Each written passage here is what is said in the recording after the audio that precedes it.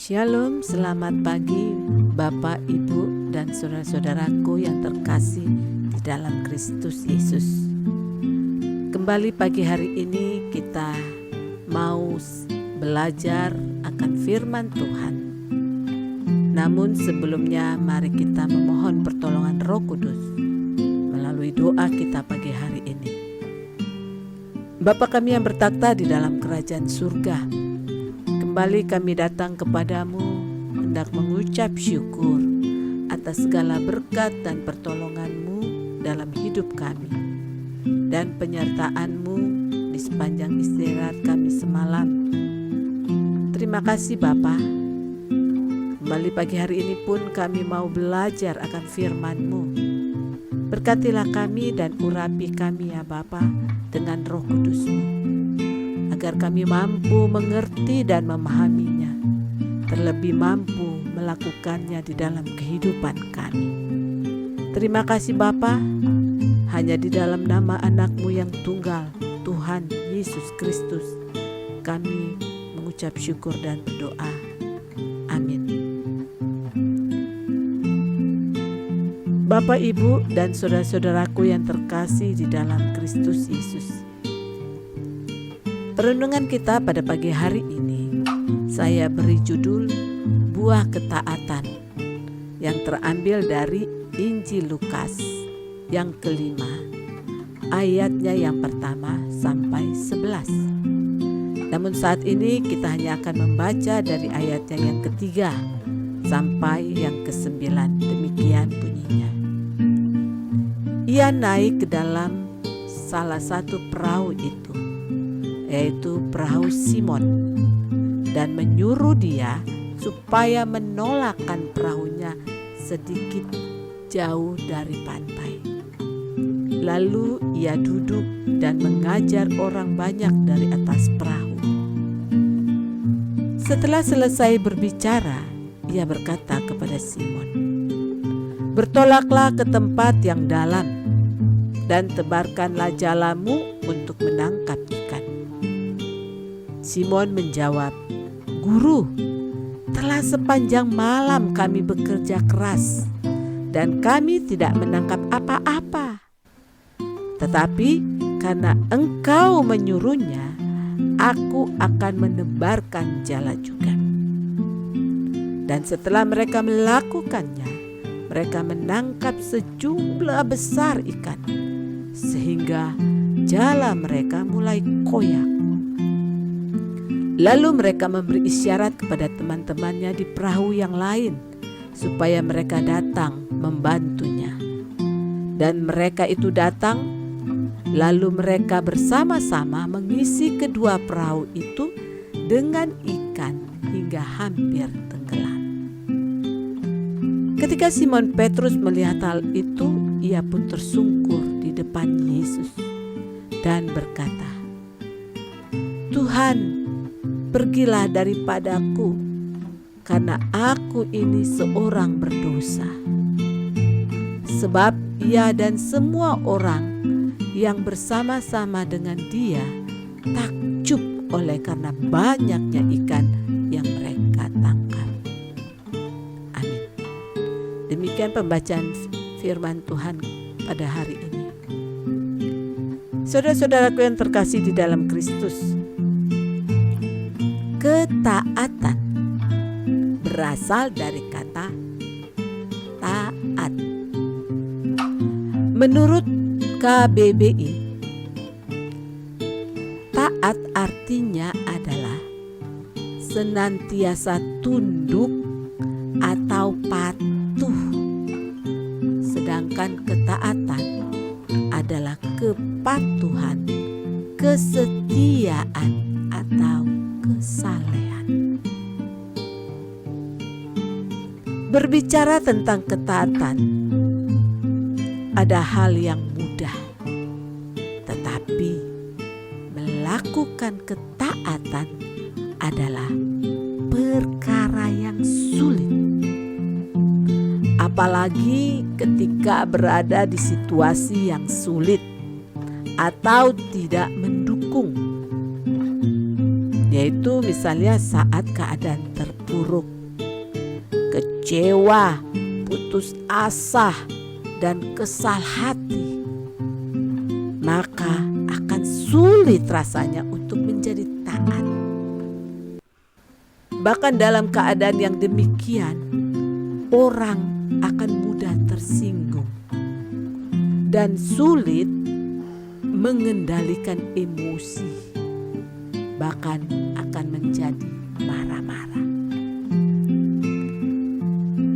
Perasaan inilah, saudara-saudaraku, yang sedang berkecamuk di hati Simon Petrus dalam bacaan hari ini. Ia dalam keadaan yang lelah yang luar biasa, kecewa dan putus asa karena sepanjang malam ia telah bekerja keras di tengah laut, tapi tak seekor pun ikan diperolehnya. Saudara-saudaraku yang terkasih, sesungguhnya Tuhan Yesus itu tahu apa yang dialami Simon.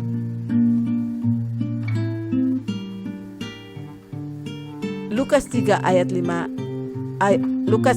3a dan 4 katakan, lalu ia naik ke dalam salah satu perahu itu, yaitu perahu Simon, dan menyuruh dia supaya menolakkan perahunya sedikit jauh dari pantai. Bertolaklah ke tempat yang dalam dan tebarkanlah jalamu untuk menangkap ikan.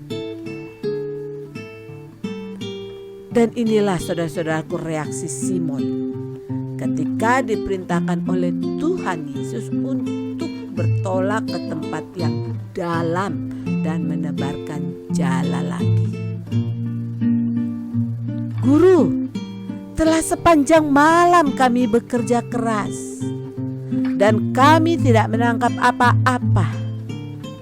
Tetapi karena Engkau yang menyuruhnya, aku akan menebarkan jala juga. Saudara-saudaraku yang terkasih, sesungguhnya hati Simon sangat kesal sebab ia telah bekerja keras sepanjang malam tanpa hasil. Tetapi tiba-tiba ia harus memenuhi keinginan Tuhan Yesus yang dirasa sangat tidak masuk akal. Sebetulnya bisa saja Simon menolak dengan alasan yang sangat rasional, yaitu pertama, karena Simon adalah seorang nelayan yang ulung. Jadi pastilah dia sudah paham betul medannya dan kapan saat yang tepat untuk menjala ikan. Sedangkan Tuhan Yesus adalah seorang tukang kayu, bukan nelayan. Jadi bagaimana mereka sebagai nelayan, bagaimana mungkin mereka sebagai nelayan harus menuruti nasihat dari tukang kayu dalam hal menangkap ikan? Dan yang kedua, karena telah sepanjang malam mereka mencari tapi tidak mendapat ikan. Ayat yang kelima katakan demikian. Padahal saudara-saudara tahu bahwa malam adalah waktu yang terbaik untuk menangkap ikan. Tetapi sekarang Tuhan Yesus malah menyuruh mereka menjala ikan pada saat pagi, sudah mulai mau siang.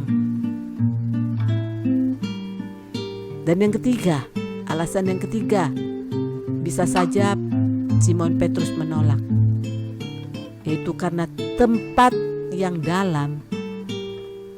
Tuhan Yesus menyuruh ke tempat yang dalam, padahal tempat yang dalam bukanlah tempat yang baik untuk menjala ikan. Kecuali kalau mereka mempunyai jala yang sangat besar atau lebar, yang jelas hal itu tidak dipunyai oleh nelayan pada zaman itu.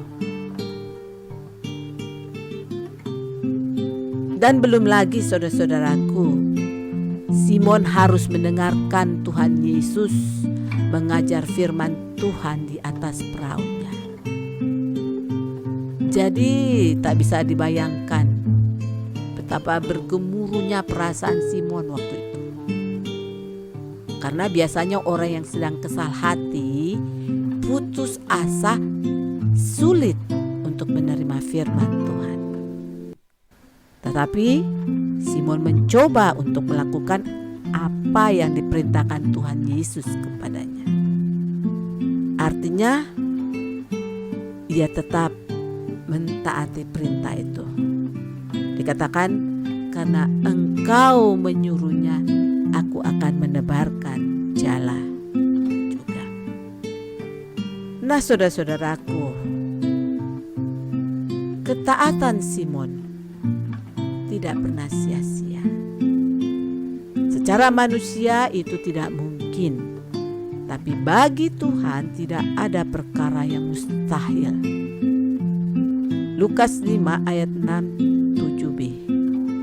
Dan setelah mereka melakukannya, mereka menangkap sejumlah besar ikan, sehingga jala mereka mulai koyak.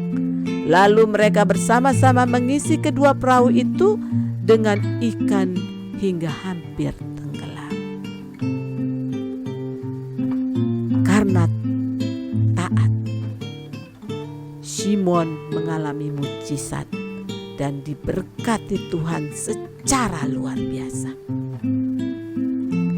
Saudara-saudaraku yang terkasih di dalam Kristus Yesus, ketaatan tidak dapat dilepas dari iman. Ketaatan adalah bagian atau bukti dari iman. Dan inilah yang harus dijaga oleh kita orang percaya dalam persekutuannya dengan Tuhan. Seperti Bapak Abraham yang kita kenal sebagai Bapak orang beriman.